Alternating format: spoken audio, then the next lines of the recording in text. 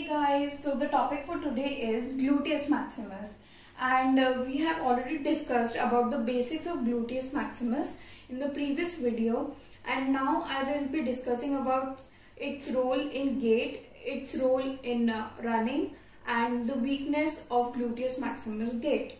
So firstly, moving to the role of gluteus maximus in gait. Talking about the stance phase, the first event happening is the heel strike. Now in the heel strike we can observe जो line of gravity है, it is passing anterior to the hip joint. Anterior pass हो रही है line of gravity, इसका मतलब क्या है? It is generating a flexion moment. Flexion moment generate कर रही है मतलब hip पे flexion produce कर रही है. So hip flexors will be contracting concentrically to produce effective hip flexion. And talking about the ground reaction forces. Ground reaction forces क्या होते हैं? जो फोर्सेस ग्राउंड की तरफ से बॉडी पर लगते हैं इन दी ऑपोजिट डायरेक्शन. अगर हम ऐसे लेग हील स्ट्राइक कर रहे हैं तो ground reaction forces will produce hip flexion. So the ground reaction forces and the hip flexors are favouring hip flexion. So हमें कोई मसल चाहिए पीछे से जो कि हिप को एक्सेसिव फ्लेक्शन होने से बचाए. So the muscle is gluteus maximus or the hip extensors. So these work eccentrically in the heel strike phase to prevent excessive flexion. Now moving on to the foot flat, we can see कि जो hip flexion है that is decreasing. तो अगर hip flexion decrease हो रहा है मतलब क्या कि hip extension is getting favored. मतलब gluteus maximus is working concentrically. And इस केस में क्या था? Ground reaction forces were favouring the hip flexion. तो पीछे से gluteus maximus had to work concentrically to produce hip extension. Now moving further, अगर हम बात करें मिड स्टांस फेज की, ये कौन सा फेज है जिसमें लेग पर लोडिंग होती है. मतलब हमारी जो पूरी बॉडी वेट है that comes upon our leg, और जो लेग है वो ग्राउंड को फोर्स ट्रांसफर करता है. So in this case the ground reaction forces and the loading response, the LOG and the ground reaction forces, they both are in equal and opposite direction and the line of gravity just passes through the hip joint. मतलब we don't need any muscle to keep a pelvis in either flexion or extension, but हमें वो muscles चाहिए कि pelvis neutral में रहे, कि hip का ना तो flexion हो रहा हो ना extension हो रहा हो. So both of the muscles, the hip flexors and the gluteus maximus, work concentrically. Concentrically means they work together to maintain the position of the pelvis and to maintain the position of the hip. Now moving to the terminal stance. The terminal stance is the phase in which the heel of the ground is taking place. तो इस case में हमें क्या किस चीज की जरूरत है? हिप एक्सटेंशन की, जिससे कि हम हमारा पैर जमीन से ऊपर उठा सकें. सो अगर हम इस केस में ग्राउंड रिएक्शन फोर्स देखते हैं तो अगर I am extending my hip like that और ग्राउंड रिएक्शन फोर्सेस देखते हैं तो it is favouring hip extension, right. तो अगर ग्राउंड रिएक्शन फोर्सेस जो हैं वो उनसे हमें हिप एक्सटेंशन मिल रहा है तो we don't need gluteus maximus that much कि वो फोर्स प्रोड्यूस कर सके इतना. So in this case gluteus maximus is contracting concentrically but not much activity is observed, and hip flexors are contracting eccentrically. This is the same with the pre-swing. अब अगर हम pre-swing की बात करते हैं तो हम देख सकते हैं कि ground reaction forces is again producing hip extension. So जो हमारी gluteus maximus है it will be working concentrically, right. Now here we are done with the stance phase and I'll move on to the swing phase. तो अगर हम swing phase में देखें मतलब हमारा leg is in air, it is not in contact with the ground. तो हम यहाँ पे ground reaction force की बात ना करके किसकी बात करेंगे? Gravity.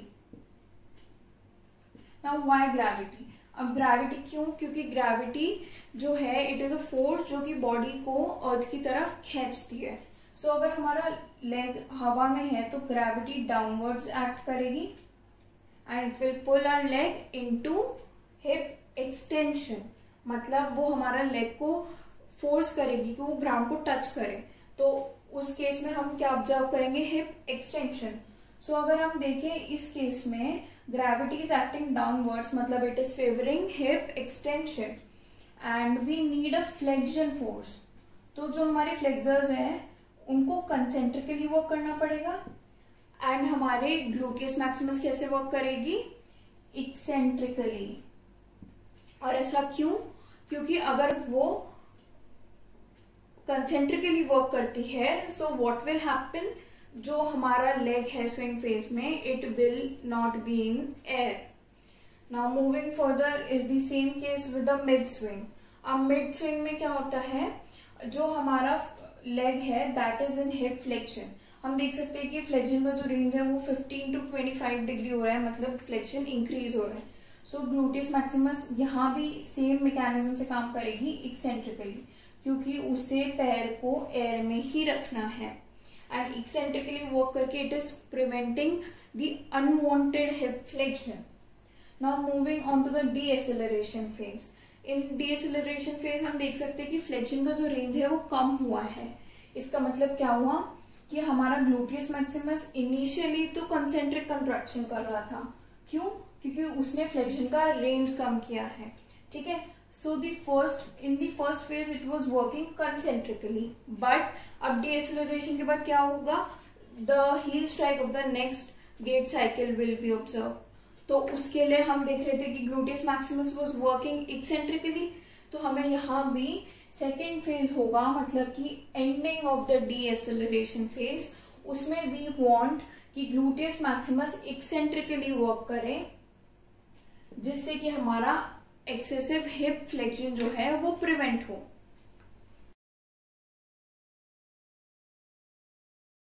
So now we will be discussing about its weakness and how it affects the gait. So the weakness of gluteus maximus generates a gait known as G-max lurch, means gluteus maximus lurch.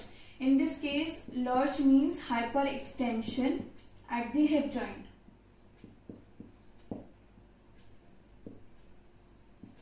अब इसमें हम क्या देखते हैं कि हमने देखा था हील स्ट्राइक में ग्लूटियस मैक्सिमस वाज कॉन्ट्रैक्टिंग एक्सेंट्रिकली, जिससे कि वो एक्सेसिव हिप फ्लेक्शन को रोक सके, है ना, क्योंकि फ्लेक्शन मोमेंटम जनरेट हो रहा था, क्योंकि line of gravity was passing anterior to the hip joint.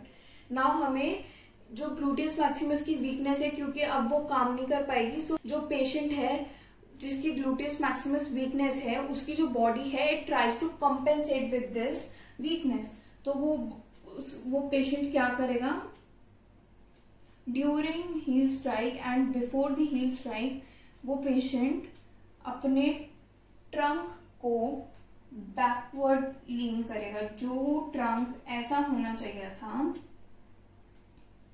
वो अब हमें ऐसा व्यू होगा. ऐसा क्यों, क्योंकि अगर हम देखते हैं हेड, आर्म और ट्रंक का वेट लीनिंग में पोस्टीरियर चल जाता है, राइट. तो line of gravity was passing initially anterior, but in this case line of gravity will pass posterior to the hip joint. अब अगर लाइन ऑफ ग्रेविटी है वो पोस्टीरियरली पास कर रही है, तो ग्लूटियस मैक्सिमस का जो काम था टू जनरेट अ फोर्स जिससे कि हिप फ्लेक्शन है और इंस्टेबिलिटी है वो प्रिवेंट हो, वो तो काम हमारी बॉडी ने कर दिया बाय बैकवर्ड लीनिंग, है ना. तो ग्लूटियस मैक्सिमस का जो वर्क है वो यहाँ से एलिमिनेट हो गया. So this is the compensation mechanism and this is the gait which is named as gluteus maximus weakness gait, in which the patient tends to lean backward before and during the heel strike. So this was all about the gluteus maximus lurch. Second, so अगर हम mid stance में देखते हैं तो after mid stance what comes is terminal stance. तो हमें terminal stance करने के लिए जो है ग्लूटियस मैक्सिमस की कंसेंट्रिक एक्टिविटी चाहिए.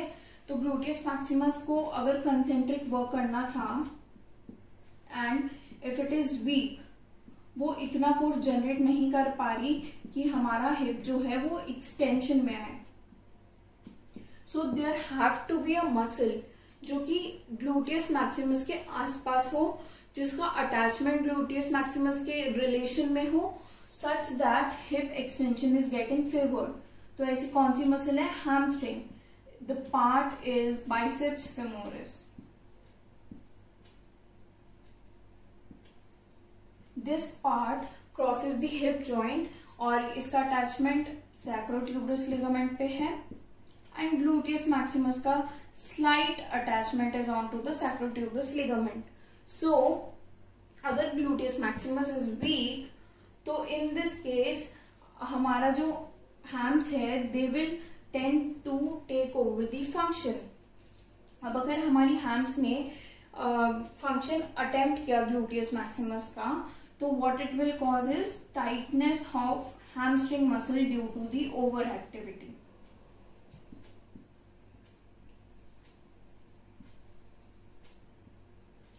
और secondly we can observe the tightness of iliopsoas. ऐसा क्यों? क्योंकि ग्लूटियस मैक्सिमस अगर वीक है तो it is unable to generate enough posterior tilting. तो हमारा जो पेल्विस है that is in anterior pelvic tilting. तो अगर हमारा पेल्विस एंटीरियर टिल्टिंग में है तो it will cause hip flexion और इस वजह से होती है tightness of iliopsoas. Okay, so now अगर हम देखते हैं कि हैम्स में ओवर एक्टिविटी की वजह से टाइटनेस है, एंड सेकेंडली अगर हम देखें कि क्योंकि हील स्ट्राइक के टाइम पर हमारा for example we are striking a right leg, तो हमारा जो राइट साइड का पेल्विस है दैट विल रोटेट एंटीरियरली, है ना, और लेफ्ट साइड का pelvis will rotate posteriorly. So sacrum में डेफिनेटली कोई मूवमेंट होगा। तो सैक्रम कैसे रोटेट करती है? In this direction. Okay, it means अगर हम राइट साइड का हील स्ट्राइक कर रहे हैं तो हमारी sacrum will be rotating towards the left. अब उसका rotation towards the left leads to will produce bending in this direction and elevation in this direction. तो अगर सैक्रम में बेंडिंग यहाँ पे एंड एलिवेशन यहाँ पे हो रहा है तो what it will cause is the compression on the lumbosacral junction. अब लंबोसैक्रल जंक्शन पे कंप्रेशन है तो लंबर स्पाइन जो है it compensates by bending on the opposite side. तो जो हमारी लंबर स्पाइन है वो इस साइड में बेंड होगी, and what it will cause, जो हमारे डिस्क था उसका प्रोलैप्स के चांसेस इंक्रीज कर देगी। क्योंकि अगर हमारी लंबर स्पाइन एक साइड में बेंड हो रही है एंड दूसरी साइड से डिस्ट्रैक्ट हो रही है, तो व्हाट विल हैपन इज जो हमारी इंटरवर्टेब्रल डिस्क है it tends to get displaced very easily. So this can cause further complications like disc herniation, disc prolapse and various other complications, right?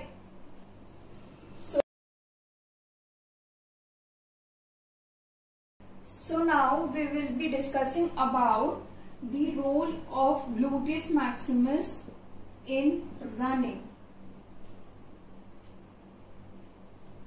जो हमारा गेट पैटर्न है in running and walking it is same.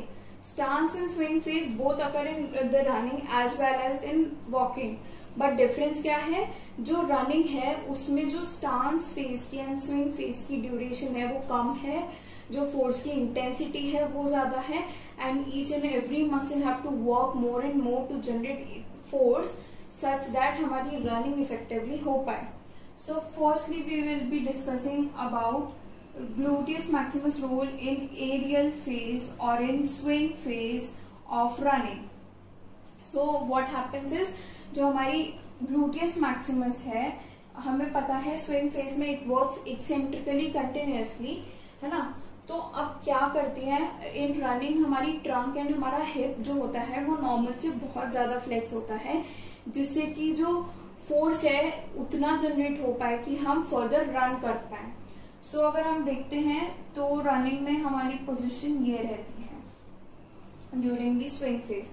तो हमारा hip flexion इतना ज्यादा है तो हमारा gluteus maximus is working eccentrically, but उसको ज्यादा फोर्स लगाना पड़ेगा, जिससे कि जो फर्दर कोलैप्स, जो फर्दर हिप फ्लेक्शन है वो ना हो, जो अनवांटेड हिप फ्लेक्शन है वो ना हो। And firstly we talked about this. Secondly I will be mentioning कि हमारे को रनिंग में काइनेटिक एनर्जी की जरूरत है। अब काइनेटिक एनर्जी कैसे इंक्रीज होगी, हमने स्ट्रेस स्ट्रेन ग्राफ में बात की थी कि जैसे ही हमारी मसल की लेंथ इंक्रीज होती है फ्रॉम वेरी शॉर्टन पोजिशन, जो फोर्स में इंक्रीज होता है it is gradual, like it is increasing exponentially, है ना। तो अगर हम मसल एकदम शॉर्टन पोजिशन से एकदम लेंथन करते हैं तो उसका जो फोर्स होता है इट इंक्रीजेस इफेक्टिवली, है ना। तो अब यहाँ पे हम देखते हैं कि force by area is increase, तो force means it is increasing the energy. और हमें रनिंग के लिए कौन सी एनर्जी चाहिए, काइनेटिक एनर्जी। सो अगर हम मसल की पूरी रिकॉइलिंग से अनकॉइलिंग कर रहे हैं तो it will generate a greater amount of kinetic energy. इस वजह से जो हमारा ट्रंक फ्लेक्शन है एंड हिप फ्लेक्शन है in the running it tends to occur more as compared to the stance phase or walking. Okay, so gluteus maximus in this case is working eccentrically with a higher magnitude.